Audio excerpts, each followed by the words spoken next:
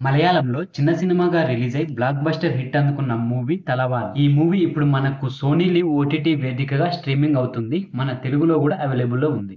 మరి ఈ మూవీ ఎలా ఉంది అనేది మన రివ్యూలో తెలుసు. ఇక కథ విషయానికి వస్తే ఎస్ఐ కార్తిక్ వాసుదేవన్ ఆసిఫ్ అలీ ట్రాన్స్ఫర్ అయి సిఐ జయశంకర్ బిజు మేనన్ పనిచేస్తున్న పోలీస్ స్టేషన్ కు వస్తాడు. కార్తిక్ ఇది కాస్త దూకుడు మనస్తత్వం. అది జయశంకర్ కి అయితే అసలు నచ్చదు. ఓ కేసులో అరెస్ట్ అయిన మను దాస్ అనే స్నేహితుడిని జయశంకర్ అనుమతి లేకుండా కార్తిక్ విడుదల చేస్తాడు. ఆ విషయంలో కార్తిక్ జయశంకర్ల మధ్య గొడవ జరుగుతుంది. అనుకోకుండా ఓ రోజు జయశంకర్ ఇంటి మేడపై రమ్య అనే యువతి మృతదేహం దొరుకుతుంది. రమ్యతో జయశంకర్ కు సంబంధం ఉందనే ప్రచారం ఉండడంతో ఈ హత్య అతడే చేశాడని పోలీసులు నమ్మి అతడిని అరెస్ట్ చేస్తారు. ఇంతకీ రమ్యను ఎవరు హత్య చేసిర్రు, ఈ నేరంలో జయశంకర్ ఎలా చిక్కుకున్నాడు, ఈ మర్డర్ కేసుని విచారించే బాధ్యతను కార్తిక్ చేపట్టడానికి కారణం ఏమిటి, గొడవలను పక్కన పెట్టి జయశంకర్ ను ఈ కేసు నుంచి కార్తిక్ కాపాడా లేదా అనేదే మనం ఈ మూవీ చూసి తెలుసుకోవాల్సింది. ఇక మొత్తంగా చూసుకుంటే ఈ సినిమా ఎలా ఉంది అంటే ఒక decent crime thriller investigation cinema అని అయితే చెప్పొచ్చు. మరి ఓవరాల్ గా ఎలా ఉంది అనేది మన విశ్లేషణలో తెలుసుకుందాం. దానికంటే ముందు ఫ్రెండ్స్, ఓటీటీలో రిలీజ్ అయ్యే అన్ని లాంగ్వేజ్లకు సంబంధించిన సినిమాల రివ్యూస్ అయితే మన ఛానల్లో వస్తాయి. అలాగే థియేటర్ లో విడుదలయ్యే పెద్ద సినిమాలు కావచ్చు, చిన్న సినిమాలు కావచ్చు, ఆ సినిమాలకు సంబంధించిన రివ్యూస్ మరియు కొత్త సినిమాలు విడుదలయ్యే ముందు ట్రైలర్లు రిలీజ్ చేస్తారు కదా, వాటికి సంబంధించిన రివ్యూస్ కూడా మన ఛానల్లో వస్తుంటాయి.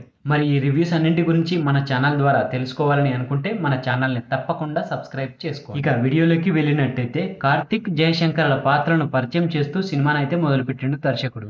అసలు పాయింట్ రావడానికైతే కొంచెం టైం అయితే తీసుకున్నాడు. కింది సిబ్బంది తన మాట వినాల్సిందేనని పట్టుబట్టే సిఐ జయశంకర్ మర్యాద అనేది ఇచ్చిపుచ్చుకుంటేనే బాగుంటుందని భావించే ఉడుకు రక్తం కలిగిన ఎస్ఐగా వీరిద్దరి క్యారెక్టరైజేషన్ల పరిచయంతో సినిమా కాస్త నెమ్మదిగానే సాగుతుంది. సిఐ జయశంకర్ మేడపైకి రమ్య మృతదేహం వచ్చిన తర్వాతే అసలు కథ మొదలవుతుంది. అసలు బయట మెట్ల లేని జయశంకర్ ఇంటిపైకి రమ్య బాడీ ఎలా వచ్చిందన్నది ప్రశ్నార్థకంగా మారుతుంది. అప్పటికి ఆమె జయశంకర్ ను 2-3 సార్లు కలిసి ఉండడంతో అతడే హత్య చేసి మేడపైకి తీసుకొచ్చాడని పోలీసులు భావిస్తారు. ఇదే విషయాన్ని కోర్టు దృష్టికి కూడా తీసుకెళ్తారు. విధి నిర్వహణలో జయశంకర్ నిజాయితీగా ఉంటాడని కార్తిక్ కు తెలుసు. అయితే హత్య కేసులో అతడిని ఎవరు ఇరికించాలనుకున్నది తెలుసుకునేందుకు కార్తిక్ సాగించే ఇన్వెస్టిగేషన్ లో థ్రిల్ ఎలిమెంట్స్, ట్విస్టులు లేకపోయినా ఎంగేజింగ్ గా సాగుతుంది. బెయిల్ పై బయటకు వచ్చిన సిఐ జయశంకర్ కూడా మరోవైపు నుంచి ఈ కేసును విచారించేందుకు ప్రయత్నించడంతో మూవీ కొంచెం వేగం పుంజుకుంటుంది.